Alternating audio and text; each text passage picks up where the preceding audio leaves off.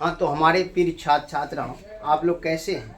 हमें उम्मीद है कि आप लोग अच्छे ही होंगे और आपकी तैयारी अच्छी खासा से चलता होगा। तो बस आइए, मात्र 2 महीना आपकी समय बची हुई है एग्ज़ाम का। समथिंग 2 महीना मान के चलिए, 4-5 दिन और है तो उसका कोई वैल्यू नहीं है, क्योंकि तरह तरह के कामें, तरह तरह के बातें आपके पास रहते हैं और आदमी के पास तो हमेशा समस्या बनी रहती है और समस्या से कमी तो है नहीं।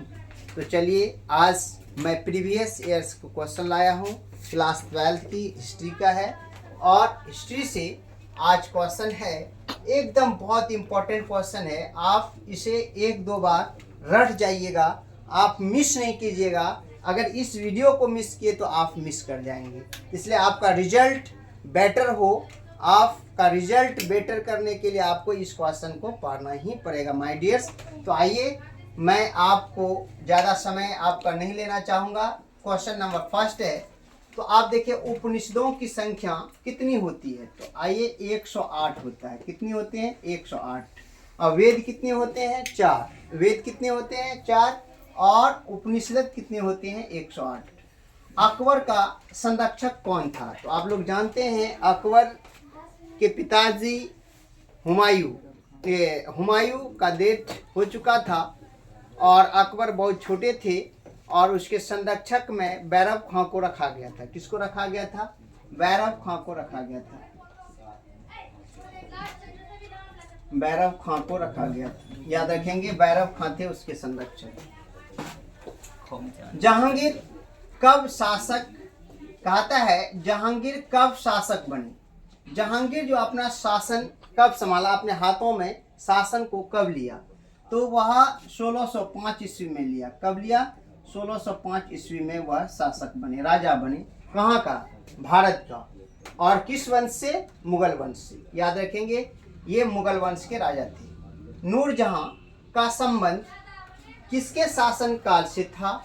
तो नूरजहां, देखो, नूरजहां आसफ अली खां की बेटी थी और नूरजहां की माँ अस्मत बेगम इत्र बनाने में मशहूर थी और इत्र का आविष्कार उसी से माना जाता है। अस्मत खां से ही माना जाती है, बेगम से मानी जाती है, अस्मत बेगम से। और नूरजहां खुद एक विधवा थी और नूरजहां के पास एक संतान भी थी, बेटी, जिस लाडली बेगम। और यह किसके शासन काल से जाना जाता है? तो याद रखेंगे, जहांगीर के शासन काल से जाना जाता है। किसके शासन काल से? जहांगीर के शासन काल से जाना जाता है। तो चौसा का युद्ध कब हुआ? तो याद रखेंगे, 1539 में चौसा का युद्ध हुआ था। 1539 ईस्वी में। 1556 में पानीपत की दूसरी लड़ाई, ये दूसरी लड़ाई अकबर और अकबर ने किसे हराया? अकबर और किसके बीच हुआ था? ये बात याद रखेंगे। तो हराया, जीता कौन? अकबर। हरा कौन? हेमू, जिसका नाम हेमचंद्र था। जिसका फुल नाम क्या था माय डियर्स? हेमचंद्र, लेकिन उसे लोग शॉर्ट में हेमू कहते थे। तो हेमू को हराया गया। इसका नाम, फुल नाम था हेमचंद्र। तो आइए नेक्स्ट, मुगल काल में जो मुगल का काल चल रहा था, कब से कब तक? याद रखेंगे, 1526 से लेकर के आप जानते हैं 1857 तक किसका साल रहा? मुगल का। 1857 में बहादुर शाह जफर द्वितीय को हरा करके अंग्रेजों ने पूरे भारत पर कब्जा कर लिया और तभी से मुगल वंश समाप्त हो गए। मुगल वंश का स्टार्ट 1526, अकबर यानी कि बाबर और इब्राहिम लोदी के बीच युद्ध हुआ था, पानीपत का प्रथम युद्ध, तभी से ही उसका माना जाता है। तो आइए, तो ये 1556 में किसके? हेमू के बीच हो गया। मुगल काल में कृषि भूमि को कितने भागों में बांटा गया? 4। कितने भागों में? 4। दाहशाला प्रणाली किस शासक ने शुरू की थी? दाहशाला ये अकबर ने की थी। तो अकबर, याद रखेंगे, महान सम्राट अकबर को ही कहा गया है। अकबर से दूसरा कोई सम्राट ही नहीं बना जिसके आगे महान लगा। अगर मुगल वंश में एक महान शासक कहलाया तो वह अकबर ही कहलाया माय डियर्स। चलिए, वह भूमि जो मुगल सम्राट के स्वामित्व में था उसे क्या कहते थे? याद रखेंगे, खालसा भूमि कहते थे। क्या कहते थे? खालसा भूमि। नेक्स्ट है, शेर शाह ने किस सिक्के को जारी किया था? तो याद रखेंगे, दाम को जारी किया था, रुपया को जारी किया था। ये सब क्या थे? चांदी के थे, इत्यादि लिख दीजिए। ये सब सिक्के उसने जारी किए थे। अकबर ने धार्मिक यात्रा कर किस वर्ष समाप्त कर दिया? तो याद रखेंगे 1563 ईस्वी में उसने धार्मिक कर को समाप्त कर दिया। और धार्मिक कर का नाम जजिया था। क्या था? जजिया कर को समाप्त करने वाला अकबर ही था। और ये गैर मुसलमानों पर लगाया जाता था, यानी कहने का मतलब हिंदुओं पर लगाया जाता था। हिंदू को अगर तीर्थ करने का या शौक होता था या तीर्थ पर वो जाते थे तो पहले जाजिया कर उसको दे देना पड़ता था सम्राट को, तब उसने वह क्या करते थे? तब वह तीर्थ को जा सकते थे, इसीलिए उसको कहते थे जाजिया कर। और ये 1563 में अकबर ने समाप्त कर दिया और फिर से लगाया था। आगे चलिए, आगे वीडियो पर चर्चा करेंगे हम इसका। शेर शाह का मकबरा कहाँ है? जिसका नाम शेर शाह आप सुन रहे हैं, इसके नाम बचपन का नाम फरीद खां था, लेकिन शेर को उसने मार दिया इसलिए उसका नाम शेर शाह पड़ा था।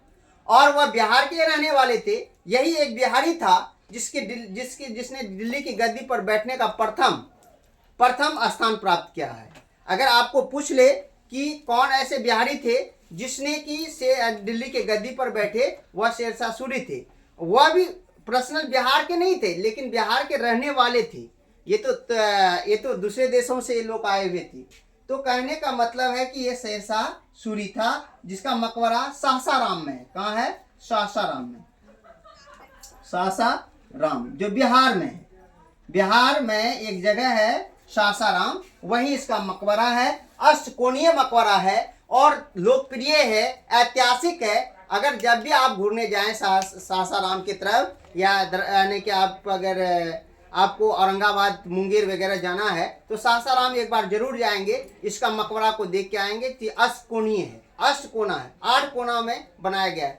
घर में 4 ही कोना होता है, लेकिन उसका जो मकबरा बना हुआ है अष्टकोणीय बना हुआ है। यहाँ से क्वेश्चन पूछता है माय डियर्स, याद रखेंगे किसका मकबरा है जो अष्टकोणीय है? वो शेरशाह सूरी का है।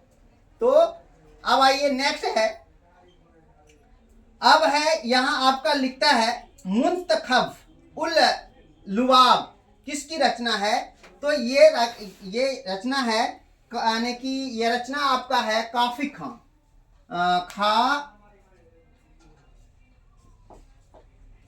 खामी खान या काफी खान।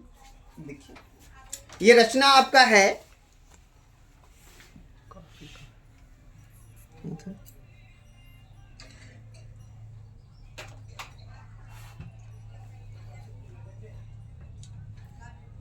काफी खां। सही है, काफी खां उसका नाम था।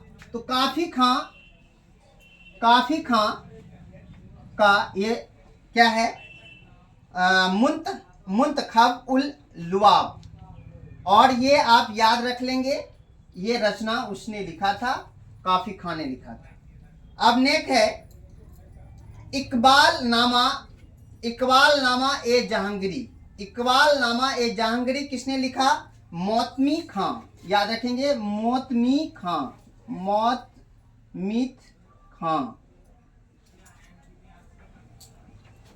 मोतमीत खां। उसर क्या था? तो उसर एक कृषि कर था, जमीन कर था। एक जमीन थी जिसको हम लोग उसर कहते थे, यानी उस समय मुगल लोग क्या कहते थे? उसर कहते थे। एक कर था, भूमि कर, जिसको कहते हैं भूमि कर था, उसर भूमि कर। नेक्स्ट है मुगल चित्रकला किसके समय चरमोत्कर्ष पर थी? मुगल चित्रकला जो था, चित्र छापने की जो कला थी, तो वह किसके समय थी माय डियर्स? वो जहांगीर के समय था। किसके समय था? जहांगीर के समय चरमोत्कर्ष पर था। जहांगीर के शासनकाल में, शासन काल में, जहांगीर के शासनकाल में। अकबर का समकालीन इतिहासकार कौन था? तो ये बदायूं था। कौन था? बदायूं।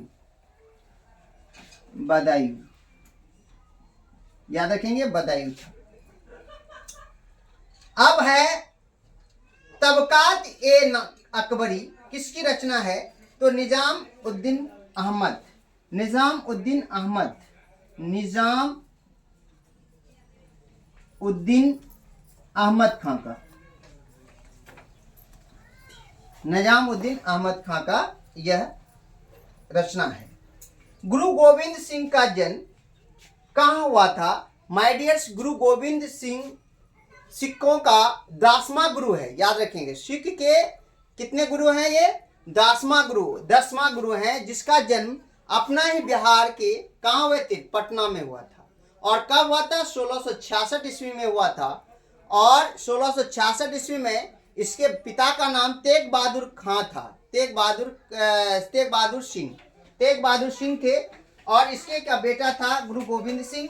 उसने युद्ध लड़ने के लिए आए थे, अपनी पति को पति जो है चले गए युद्ध में, और उसे अपनी पत्नी को छोड़ दिए, और पटना के साहिबगंज, याद रखेंगे, साहिबगंज में उसका जन्म हुआ था।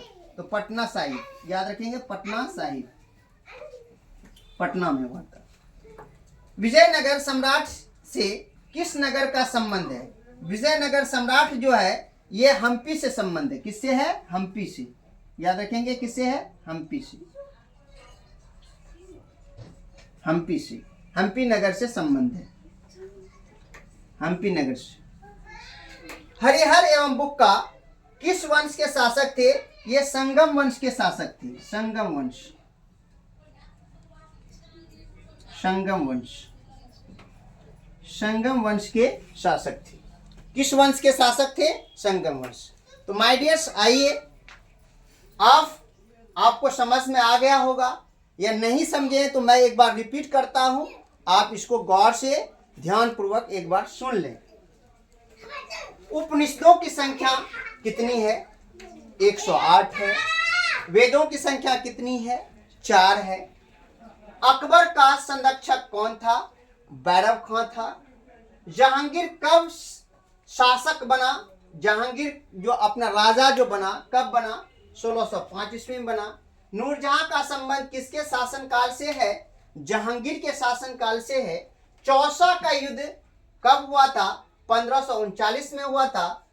1556 में पानीपत का युद्ध, दूसरा युद्ध जो लड़ा गया, अकबर और किसके बीच लड़ा गया, ये कह रहा है। अच्छा माय डियर्स, ये बताइएगा आप लोग कमेंट सेशन में, अभी हमको बताइएगा आप लोग, जब मेरा वीडियो आपको मिल जाए 6:30 बजे 7 बजे में, तो आप कमेंट सेशन में बताइएगा पानीपत की जो प्रथम युद्ध हुई यह कब हुई और किन के बीच हुआ और किन की हार हुई। ये 3 क्वेश्चन मैंने आपको दिया हूं और कमेंट सेशन में आप जरूर बताएंगे। तो चलिए, ये दूसरी युद्ध जो हुआ था अकबर से साथ हुआ, तो और कब हुआ था याद रखेंगे, तो 1556 में हुआ था। और किसके साथ हुआ था? तो हेमू के साथ हुआ था, जिसका फुल नाम हेमचंद्र था। और हेमचंद्र को हराया गया, हेमचंद्र हार गया, अकबर जीत गए थे पानीपत के सेकंड युद्ध को। अब आइए, मुगल काल में कृषि भूमि को कितने वर्गों में बांटा गया था? 4 वर्गों में बांटा गया था। 10 साला प्रणाली किस शासक ने शुरू किया था? ये अकबर ने शुरू किया था। वह भूमि जो मुगल सम्राट के स्वामित्व में था उसे क्या कहते थे? खालसा भूमि कहते थे। और शेरशाह ने किस सिक्के को जारी किया? दाम और रुपया इत्यादि को जारी किए। और अकबर ने धार्मिक यात्रा कर किस वर्ष समाप्त किए? 1563 ईस्वी में समाप्त किए। शेरशाह का मकबरा कहाँ है? सासाराम में है। मुंतखब उल लुबाब किसकी रचना है? ये VVI क्वेश्चन है, आप लोग लिख लीजिएगा, ये VVI है और ये पूछ सकता है, और ये पूछा हुआ क्वेश्चन है, आप देख लीजिए वहां लिखा हुआ प्रीवियस ईयर्स, यानी कि ये पूछा हुआ क्वेश्चन है। पूछा हुआ क्वेश्चन को ज्यादा पूछने की संभावना रहती है। मुंतखब उल लुबाब किसकी रचना है? काफी खां का है, याद रखें, काफी खां का है। इकबालनामा ए जहांगीरी के लेखक कौन थे? मोहम्मद खां था। और ऊसर क्या था? तो ऊसर एक भूमिकर था जिसे मुगल सम्राट ने लगा के रखा था। मुगल चित्रकला किसके समय चरमोत्कर्ष पर थी? तो सबसे ज्यादा वर्चस्व था तभी, जहां देखो तो वही चित्रकला, जहां देखो तो वही चित्रकला। ये कहाँ था, किसके शासनकाल में था? जहांगीर के शासनकाल में था। और अकबर का समकालीन इतिहासकार, जब समय अकबर राजा बने और शासन कर रहे थे, उस समय इतिहासकार बदायूं थे और बदायूं उसकी इतिहास लिखा करते थे। और तबकात ये अकबरी किसकी रचना है? तो निजामुद्दीन अहमद खां का है। और गुरु गोविंद सिंह का जन्म कहाँ हुआ था? तो पटना में हुआ था, पटना साहिब में, और 1666 ईस्वी में हुआ था, ये भी याद रखेंगे। और किसका बेटा था? गुरु तेग बहादुर सिंह का बेटा था। और कब जन्म हुआ तो ये बता ही दिए, कहाँ हुआ। और ये किससे पहचान है? सिख के 10वां गुरु है, इससे इसको पहचान मिला था। अब आइए नेक्स्ट है, विजयनगर सम्राट ने किस नगर का संबंध है? विजयनगर सम्राट जो था वो किस नगर से संबंध रखता था? वह हम्पी नगर से, उसकी राजधानी भी थी। और हरिहर एवं बुक्का इसी वंश, इसी विजयनगर के शासक थे। तो किस वंश का था वो? उसका वंश कौन था? संगम वंश से था। तो माय डियर्स, हमें आशा है कि आप लोग समझ गए होंगे। या कोई दिक्कत है आपको समझने में, या इस तरह का वीडियो और चाहिए, तो आप कमेंट सेशन में कमेंट करेंगे कि सर इस तरह का प्रीवियस ईयर्स का और क्वेश्चन हमें चाहिए, जो आपके ज्ञान बढ़ोतरी में आपको बहुत ज़्यादा मिलेगा। उसके बाद और ये भी बात है कि आपका रिजल्ट बहुत बेटर हो जाएगा यदि इसको पढ़ लेते हैं। और मेरे चैनल पर यदि आप नहीं हैं तो चैनल को सब्सक्राइब कर लीजिए। मेरे चैनल का अगर परिवार बनते हैं आप, तो तहे दिल से, हार्दिक दिल से मैं शुभकामना देता हूं आपको, और आपका भविष्य अच्छा रहेगा और आगे आप लोग बने रहेंगे। तो और आगे कंपटीशन लेवल का जो क्वेश्चन है, जो प्रीवियस क्वेश्चन आता है, या उसका जो तैयारी है, इससे आपको आगे देखने को मिलेगा। और ये चैनल को बहुत आगे तक आप लोग ले जाएं, क्योंकि आप लोग जो करेंगे वो हमसे नहीं होगा। अगर आज मेरे चैनल पर इतने लोग जुड़े हुए हैं, इतने परिवार हैं, तो आपके बदौलत है। आप ही सबसे ज़्यादा सम्राट हैं जो कि इस चैनल को यहाँ तक पहुँचाए हैं। जो अब ये चैनल आपकी मोनेटाइज होने जा रही है। अब मोनेटाइज होने के बाद आप ये चैनल पर बहुत तरह के वीडियो मिल सकते हैं। और इसी के साथ मैं अपना वाणी को विराम देता हूँ। जय हिंद, जय भारत।